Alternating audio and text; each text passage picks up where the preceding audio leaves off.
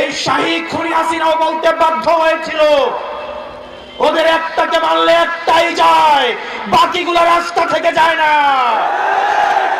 আমরা আবরার ফাহাদের উত্তরসূরি, আমরা আলিফের উত্তরসূরি, আমরা হাদি ভাইয়ের উত্তরসূরি।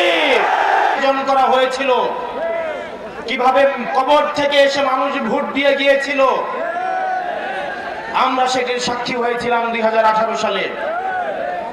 প্রিয় তরুণ প্রজন্ম, আমরা দেখেছি 2024 সালে আমির আমিন নির্বাচন, আমাদের মাথা হেট হয়েছিল, আমাদের মস্তক অবনত হয়েছিল, আমরা সাদাকে সাদা বলার স্বাধীনতা হারিয়েছিলাম। আমাদেরকে সাক্ষী রেখে গণতন্ত্রকে বারবার ভুলুণ্ঠিত করা হয়েছিল। প্রশাসনের সহায়তায়, এই ডিসিএসপিদের সহায়তায়, এই ইউনিভার্সিটির সহায়তায় আওয়ামী লীগ বারবার ব্যালট বাক্স ছিনতাই করে আমাদের ক্ষমতা কাঠামোকে নিয়ন্ত্রণ এবং দখল করেছিল। শোনো হে প্রশাসন, 2024 সাল থেকে যদি আপনারা শিক্ষা না নেন, আপনারা যদি আবার আগের ছকের নির্বাচনের দিকে ফিরে যান, আপনারা যদি আবার গুলশানের দিকে লাইন দেন, এই তরুণ প্রজন্ম আপনাদেরকে ক্ষমা করবে না।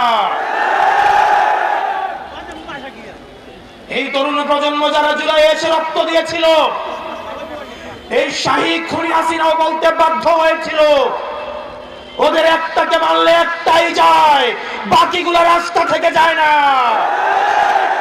আমরা আবরার ফাহাদের উত্তরসূরি, আমরা আলিফের উত্তরসূরি, আমরা হাদি ভাইয়ের উত্তরসূরি।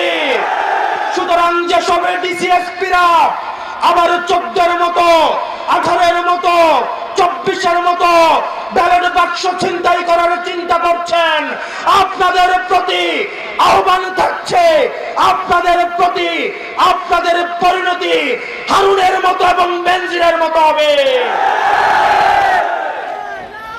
প্রিয় প্রশাসন,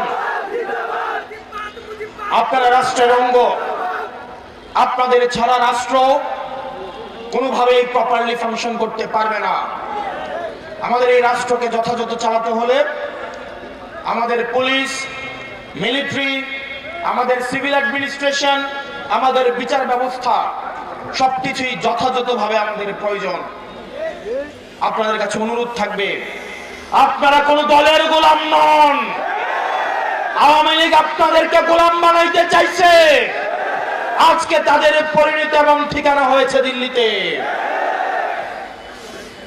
আপনারা আপনাদের সহকর্মীদের থেকে শিক্ষা লাভ করেন। আমরা চাই প্রশাসন এবং পুলিশ হবে বাংলাদেশপন্থী।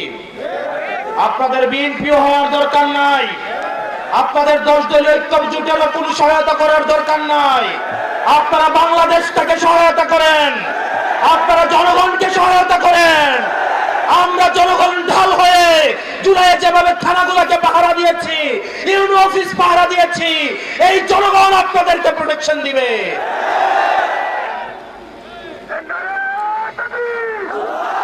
আমরা চাই এই অভ্যুত্থানের পরে প্রশাসন এবং পুলিশের ভূমিকা হবে নিরপেক্ষ।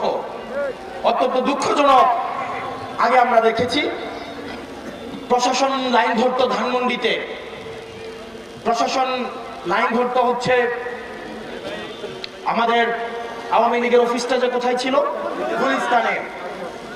এখন আবার দেখা যায় প্রশাসন লাইন ধরে গুলশানে। কোন